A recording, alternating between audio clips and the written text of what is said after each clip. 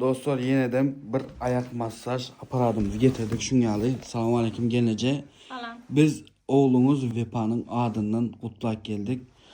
Oğlumuz Rusya'da işleyen eken tüvelem malades. Katı tavşırık verdi. Ecemcan dedi.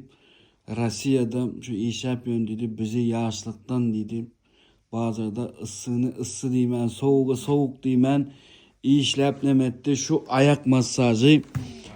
Eltip padark edip vermesen bolmaya bizim için ayaklarını ağırttı, zat etti. Şonun için bir kutlap eltip vermesen bolmaya dediler. Şonun için oğlumuz adından kutlak geldik. Biz hazır açıp bağırlap zat edip masaj ettirip görkezen. Hani bu açık görkezeleyin.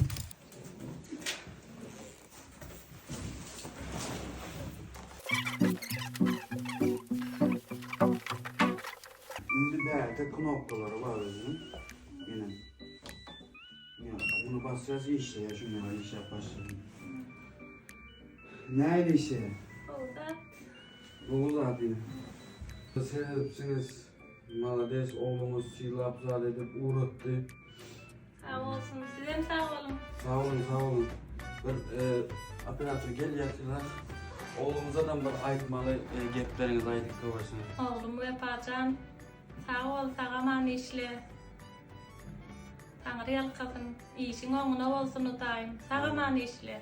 Amin amin. Tanrı yalkasın. Amin. Amin. Dostlar, ecelerimizin canı sağ olsun. Hem işiden gülür yüzler olmasın. Sizin sağ olun. Allah nasip etsin. Sağ olun. Sağ olun. Sağman olalım. Sağ olun. Sağ olun.